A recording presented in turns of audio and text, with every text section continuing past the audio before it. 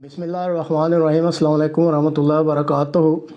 ناظرین، بعض دفعہ زندگی میں آپ کو کچھ ایسی باتیں سننے کو ملتی ہیں جس کو سن کر یا پڑھ کر آپ کے چہرے پہ اسمائل بھی آ جاتی ہے، لیکن اس میں بہرحال ایک گہرا سبق بھی ہوتا ہے۔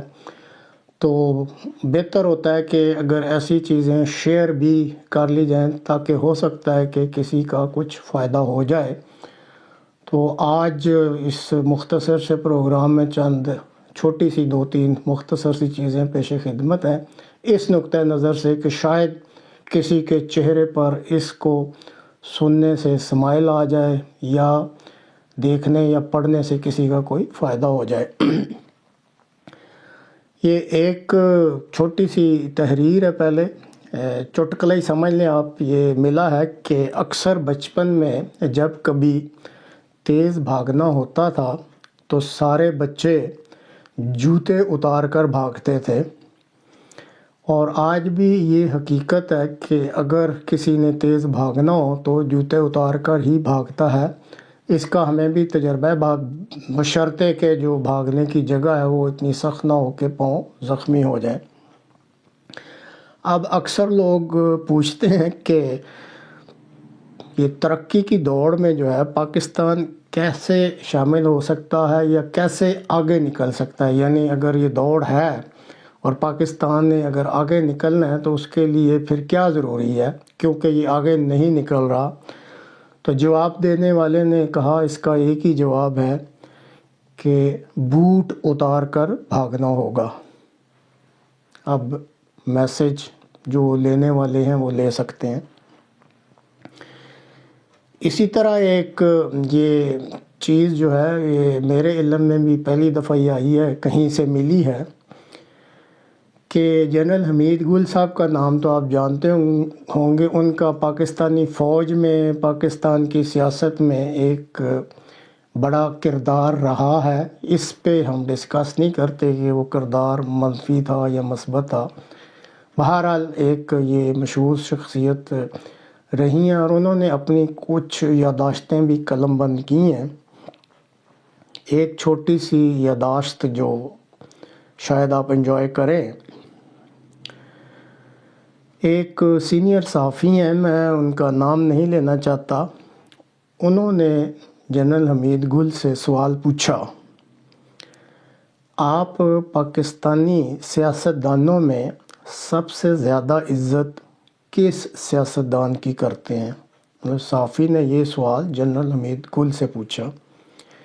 انہوں نے جواب دیا خان عبدالولی خان کی۔ پوچھنے والا تھوڑا حیران ہوا اور کہنے لگا اس کی کوئی وجہ؟ تو جنرل صاحب کہنے لگے کہ 88 کے جب انتخابات ہو گئے تو صدر کے انتخاب کا مرحلہ درپیش تھا۔ اب چونکہ جنرل ضیاء جو ہیں وہ شہید ہو چکے تھے اور غلام اسحاق خان اس وقت قائم مقام صدر تھے، تو یہ کہتے ہیں کہ بطور DGISI مجھے یہ ذمہ داری دی گئی کہ میں 3 سیاستدانوں کو انٹرویو کے لیے دعوت نامہ بھجواؤں اور ان میں سے کسی ایک کا انتخاب کروں۔ اس سے ظاہر ہوتا ہے کہ یہ ایک پرانی روش ہے کہ ہمارے ملک کے جو چنیدہ عہدے ہوتے ہیں اس کی سلیکشن آپ سمجھ گئے ہوں گے کہ کون کرتا ہے اور کیسے کرتا ہے۔ اور کہتے ہیں کہ مجھے کہا گیا کہ پھر ان 3 کا آپ انٹرویو کر کے بتائیں کہ پاکستان کا اگلا صدر کون ہونا چاہیے۔ اور ان 3 امیدواروں میں یا جن کو دعوت نامے دیے گئے، ان میں نوابزادہ نصر اللہ خان، غلام اسحاق خان صاحب اور تیسرے خان عبدالولی خان صاحب تھے۔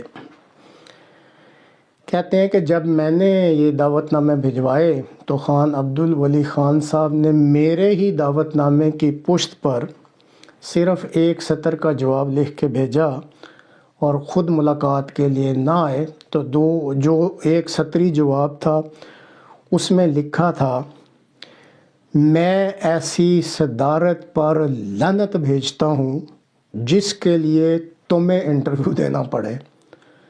میں ریپیٹ کرتا ہوں کہ خان عبدالولی خان صاحب نے جنرل حمید گل صاحب کے دعوت نامے کی پشت پر ایک سطر لکھی، میں ایسی صدارت پر لعنت بھیجتا ہوں جس کے لیے تمہیں انٹرویو دینا پڑے۔ تو یہ ناظرین بات یہ بھی درست ہے کہ اس قوم میں غیرت مند سیاستدان بھی ہیں جو عزت نفس بھی رکھتے ہیں اور وہ اپنا مقام بھی جانتے ہیں۔ اب آخر میں 1.5 منٹ کی کچھ گفتگو ہے۔ یہ اقرا یونیورسٹی کے مالک لکھانی صاحب ہیں جن کا چند روز پہلے انتقال ہو گیا اور ابھی ان کی عمر صرف 49 سال تھی اور ڈینگی وائرس کی وجہ سے بتایا جاتا ہے کہ ان کا انتقال ہوا ہے۔ تو ان کی یہ جو 1.5 منٹ کی گفتگو ہے، آڈیو ہی ہے، یہ آپ سنیں تو کچھ توجہ پیدا ہوتی ہے انسان کی زندگی کی طرف کہ ہم اس دنیا میں کس لیے آئے ہیں اور کیا کر رہے ہیں۔ ہو سکتا ہے کہ وہ جیسے شروع میں نے کہا تھا کہ دل پہ کوئی بات کبھی اثر کر جاتی ہے، شاید کسی کے دل پہ یہ بات بھی اثر کر جائے۔ اس دنیا کے اندر میکسیمم 70 80 90 سال گزار سکتے ہیں، that's it right؟ لیکن جو اصل ہمارا ٹائم ہوگا وہ اس دنیا کے بعد کا ہے، جو 90 سال کا نہیں ہے، 900 سال کا نہیں ہے، 9000 سال کا نہیں ہے، 9 لاکھ سال کا نہیں ہے، forever ہے۔ اور اس کے لیے ہم نے تیاری کرنی ہے ان 90 سالوں میں۔ 90 سالوں میں 45 سال سونے میں گزر گئے، 45 سالوں میں آدھا جو ہے بچپنے میں گزر گیا۔ تھوڑا سا ٹائم ہوتا ہے جوانی کا اور مڈل ایج کا جس میں آپ نے تھوڑا بہت کام ہوتا ہے، لیکن ہم نے ایک وشس سائیکل میں پھنسا دیا ہے۔ پہلے آپ 15-16 گھنٹے جو ہے محنت کرو اور پھر میٹرک کرو، پھر انٹر کرو، پھر بی کام کرو، پھر کمائی کرو، پھر شادی کرو، پھر بچے پیدا کرو، پھر کاروبار سیٹ کرو، پھر کاروبار بڑھاؤ، پھر اس کے بعد تھوڑا بہت جو ہے نا گیو بیک کرو۔ آپ سے یہ سوال نہیں کیا جائے گا قبر میں، آپ سے یہ سوال نہیں ہوگا بھئی اگر آپ ایک ملک کے پرائم منسٹر بھی بن گئے تو کون سے ملک کے پرائم منسٹر بن گئے، وہ ملک ان 200 ملکوں میں سے کون سا ہے، دنیا کی 2 ملین سال کی ہسٹری میں سے وہ کون سے 10 سال تھے جو آپ کو ملے۔ تو آپ کچھ بھی کر لیں، آپ وہاں اس وشس سائیکل میں آپ جیت نہیں سکتے۔ جس سائیکل میں آپ نے جیتنا ہے وہ فار ایور کی زندگی ہے، اور اس کے اندر حاصل صرف اسی وقت ہو سکتا ہے جب آپ یہاں پہ کوئی ایسا کام کر جائیں جس سے اللہ راضی ہو جائے۔